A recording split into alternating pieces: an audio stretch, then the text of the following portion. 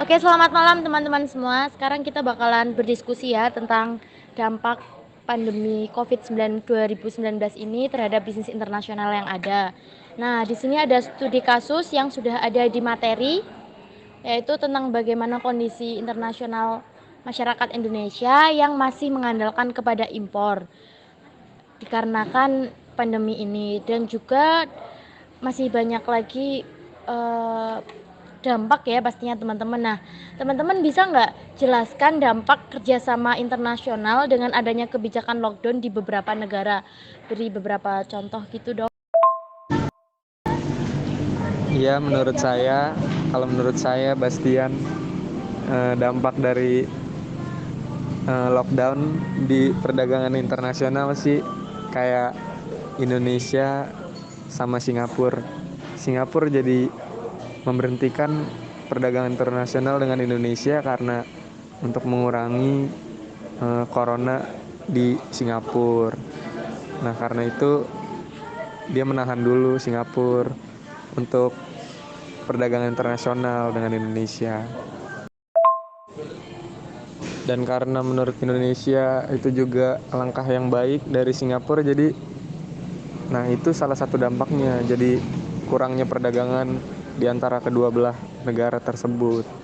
Makanya mereka mencoba untuk menunda-nunda perdagangan di antara mereka, gitu sih.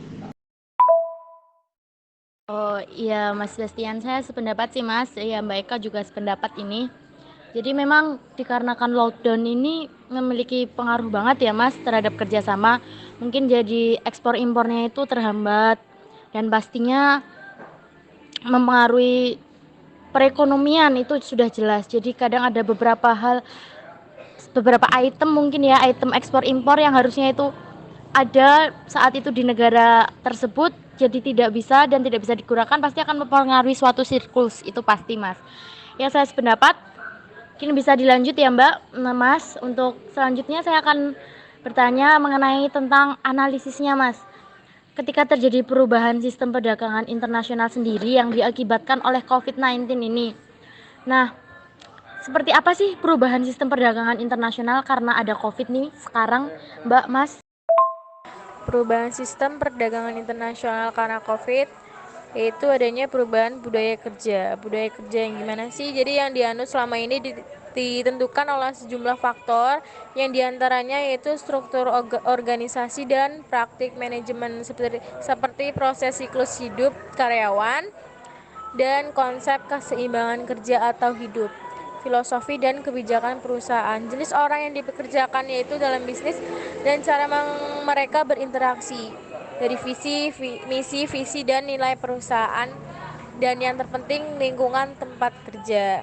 Tapi semenjak COVID-19 menjadi pandemi global dan pemerintah di berbagai negara memberlakukan upaya isolasi untuk mencegahnya, budaya kerja atau working culture para pekerja di berbagai perusahaan berubah secara dramatis dari kerja bersama di suatu lingkungan kantor menjadi kerja secara individual dari jarak jauh atau dari rumah. Seperti itu. Oke, mungkin diskusinya bisa kita lanjut ya Mbak. Nah, bisa nggak Mbak Fani ya untuk menjelasin nih Mbak, karena bagaimana dampaknya terhadap pihak yang terkait dalam perdagangan internasional karena adanya COVID ini Mbak. Oke Mbak Grace, mungkin di sini untuk eh, dampak terkait dalam perdagangan internasional yaitu terjadinya pola perubahan perdagangan global ya Mbak, karena pandemi ini kan melanda seluruh negara di dunia ya, terus juga adanya terjadi supply demand yang terganggu, terus adanya pelarangan ekspor impor komoditasi pangan dan kesehatan juga, terus juga perubahan rantai pemasok global dari Cina, Jerman dan lain-lain Mbak.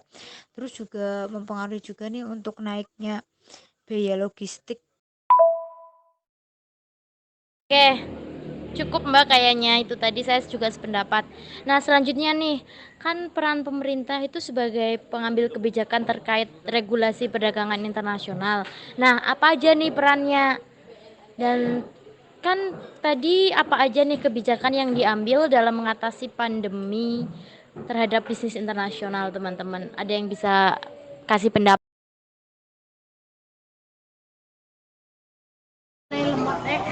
Ya, saya ingin menyampaikan pendapat saya tentang apa yang dilakukan pemerintah terhadap pandemi ini, terhadap perdagangan internasional.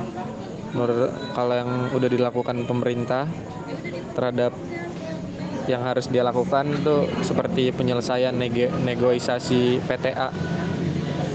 Habis itu ada penyelesaian masalah dan sistem pembayaran dan transportasi.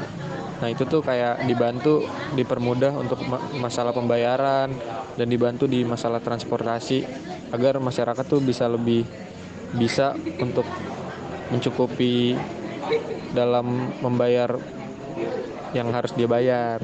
Habis itu ada juga meningkatkan promosi dan fasilitas produk ekspor. Nah menurut saya tuh dengan adanya langkah yang diambil sama pemerintah tuh hambatan-hambatan tuh pasti bakal berkurang sih sedikit demi sedikit.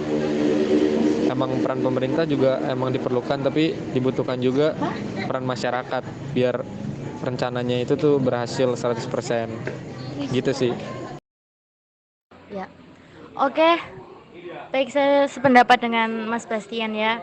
Oh ya, dan di sini juga Mbak Eka sudah memberikan pemaparannya ya tentang dampak negatif dan dampak positif terhadap kebijakan pemerintah terkait pandemi COVID ini. Oke, mungkin untuk diskusi yang sebelum ke terakhir ya Mbak, ini terkait dengan bisnis internasional ini, apakah kebijakan yang sudah dikeluarkan pemerintahan ini tuh udah efektif Mbak menurut kalian dalam mengatasi permasalahan di masa krisis ini?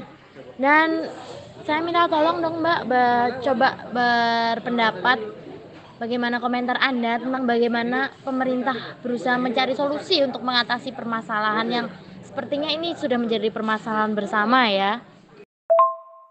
Ya, di sini saya akan menyampaikan pendapat ya Mbak. Menurut saya kalau kebijakan dan peraturan pemerintah itu yang dikeluarkan sudah sangat efektif Mbak, untuk mengatasi masa krisis yang sedang terjadi ya.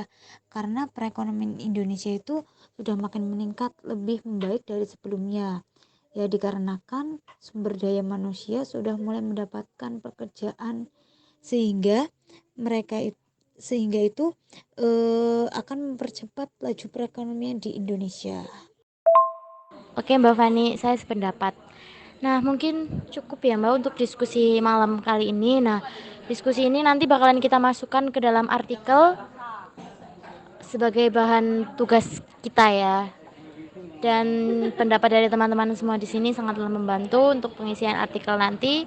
Terima kasih, selamat malam, selamat beristirahat.